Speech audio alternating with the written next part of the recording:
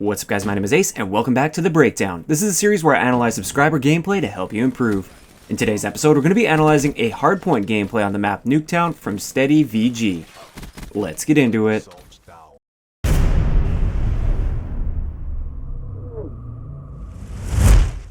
Alright guys, before we get into the actual breakdown here, there's a trend I've been seeing with my breakdown videos lately, and that is people posting very rude and very hurtful comments that are directed towards the people that are submitting their gameplays for me to analyze.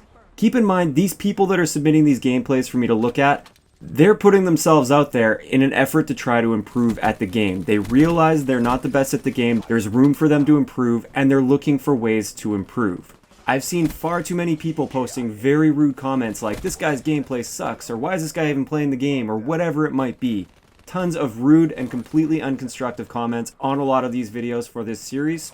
And I just want to let you guys know, if you're planning on posting a comment like that, you will be muted on this channel. Constructive criticism is totally fine. If you have other things to add that will help somebody's gameplay improve or something, that's totally cool. If you want to just point out a couple more mistakes in a constructive manner, that's great. But if you come here and say this guy's gameplay sucks, you will be muted on the channel and your comments will never show up on my channel again. So just be aware of that with this series.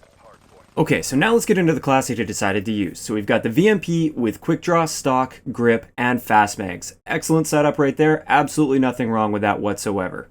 Next we've got flak jacket, fast hands, and engineer. Now he said in the email he was trying to swap engineer out for tac mask, but he just ran out of time because the game was starting. So he did want to put tac mask on there, which is great, especially for Nuketown and Hardpoint. Excellent choice. But he ended up with engineer, which ended up helping him anyways because he's also running care package. So it allowed him to re-roll his care package, which got him a rolling thunder in this game, and that rolling thunder actually got like a pretty good kill feed and kept the enemies off the Hardpoint, which was excellent. So overall, nothing wrong with the class. I would have preferred to have tac mask on, but he said he would have preferred that as well, so we're all on the same page. Alright, so let's get into the gameplay itself. His opening route, I really like. A lot of people, when they're trying to play the objective, which he is throughout this game, he's always trying to play the objective as much as possible, they just blindly rush at the objective, and he didn't do that. Instead, he pushes, turns to get cutoffs from the middle of the map, and then slowly backs his way onto the hardpoint while paying attention where his teammates are. Excellent way to approach that. If all of his teammates would have blindly rushed, they could have easily been flanked from that middle route there and all taken out. So it was great that he locked that down, while still moving towards the objective and trying to play the objective. Next up, as he comes off spawn when he dies here, I really like how he approaches this. Once again, he doesn't blindly rush at the hardpoint. Most of his team is already sitting on the hardpoint, so you don't need to pile another guy on there. It doesn't score you any more points. Instead, he comes towards the middle here, and he starts picking those blind rushers from the enemy team that are just pushing straight at that hardpoint without really thinking about what's going on beside him. So this is really good big picture thinking, and I really like that he made that particular move instead of just doing the predictable move of running straight at that hardpoint with his teammates. Skipping ahead just a little bit is one example of why I really don't recommend running care package in a lot of objective game modes, especially the ones where time is really a factor like Hardpoint. And that is, it takes him out of the fight for such a long time. His team is now down a player this entire time that he's backed off to this spawn over here. And they could have used his help in this situation to try and break that hard point. Instead, he comes back here, spends all his time, and he gets a rolling thunder, which is good, and it does help him out a little bit later in the game. But really, unless it's like a Raps or a Wraith or something like that, it's probably not going to make up for the wasted time of calling in that care package. Now, I do understand that some people aren't really capable of earning those higher streaks really consistently, but even something like a Hardened Sentry, which is still a medium level streak, it's not a super high streak, very, very attainable for this player. I would highly recommend that over a care package in this scenario so you can constantly stay in the fight because his team needed him there. As for this situation right here, I like that he's posted up here and watching that spawn because as you can see, enemies keep pouring out of that spawn. Only problem with this is he's using a VMP and he doesn't know when to get away from that situation. It's good if you're taking enemies off guard, but the moment an enemy with an assault rifle that's prepared for you comes around that corner, he's going to beat you in that gunfight 9 times out of 10. So good positioning, but wrong gun for that position, and he overstayed his welcome a little bit too long there. Now right here, it's a little bit of a slip up where he gets some tunnel vision. It's obvious the enemies are all over that building, and there are going to be enemies there that could potentially be dangerous to him. And instead of worrying about what could shoot him, he sees an enemy and he just decides he has to kill that enemy.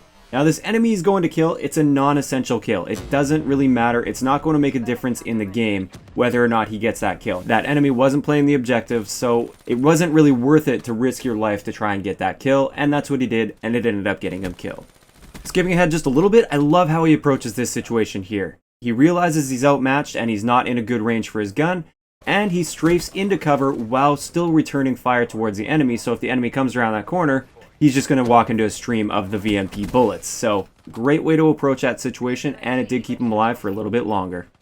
Next up, I want to point out something that I saw a little bit throughout the gameplay. Sometimes it worked for him, but a lot of times it kind of screwed him up and didn't really work so well for him. And that is firing before aiming. When you're right up close to your enemy, like point blank, this can work just fine because you're bound to get some hipfire kills or something. It's pretty easy to get on target quickly. When you're at mid to longer range, you typically don't want to fire and then try and get yourself on target. You want to be on target first before you pull that trigger, so you have a good starting point where you don't have recoil already messing you up. If you start off target and start shooting and recoil is already messing with you, and then you have to try and find your target, it becomes that much more difficult. So get on target first, then pull the trigger and start firing. Next up, just a situation that's hardpoint specific here, and that is pushing a hardpoint when it's about to expire. At some point you have to realize it's time to rotate, let this hardpoint go, and try to get your team set up on the next hardpoint location. And this guy, he does know the hardpoint rotations, because most of the time he is getting rotated and ready for the next hardpoint. But for whatever reason in this situation here, he just got so focused on breaking this hardpoint, he got in there and he got like half a second of time for his team. I don't even know if that counts as half a second of time for his team. And now they're completely out of position. He actually anchored his teammate's spawn over to the A flag there. You'll notice that guy spawned at that back A spawn. He anchored his team's spawn away from where it needed to be, and that completely screwed him over for this next hardpoint location. So instead of making that push, he would have been much better off trying to set up in the location that it was about to rotate to and try to secure those back spawns. So every time his teammates die, then they'll end up spawning there and they'll be right back in the fight rather than spawning out where he is now. If we skip ahead a little bit, we can actually see him knowing these rotations and doing this properly. So this is a great example of how to rotate properly given this situation right here. I mean, there were no spawns to really anchor in this scenario here, so he just got onto the hardpoint location before anybody else because he knows that rotation. Now, one thing I don't really like with him being all alone on the hardpoint is how he just laid on his stomach there. He's running stock on a very powerful SMG in this game, and that's an extremely powerful tool that he's wasting by laying on the ground. By laying there, you can't be evading shots while enemies are coming at you, you can't be using cover very effectively because you're just laying on the ground, and you're a relatively easy target to hit if somebody's checking their corner properly, which is what happened. So instead, I think he would have been better trying to use the car as cover, keep his gun up, and just try to fight back against any enemies that are pushing towards him, rather than just laying on his stomach and waiting for the inevitable. So there we have it. That's going to wrap it up for today's episode of The Breakdown. If you guys have a gameplay that you'd like me to analyze for a future episode of the series, all you have to do is send a link to an unlisted gameplay that's at least 720p in quality, and doesn't have any commentary or music over it or anything. Send a link to that gameplay to the email address in the description below. I will eventually get to it, have a look at it, or I should eventually get to it. I should say that now. We are starting to approach Infinite Warfare's launch, and I am still fairly far behind on my breakdown submissions because I get tons of these submitted. So at this point, I can't make any promises that I'll even get to your gameplay by the time Infinite Warfare launches. But, I mean, if you've already got one uploaded, if it's not too much work for you, upload it, send me a link, and I just might analyze it before Infinite Warfare. If you enjoyed the video, a like rating is always appreciated, and don't forget to subscribe for more if you haven't already. I'll talk to you guys next time.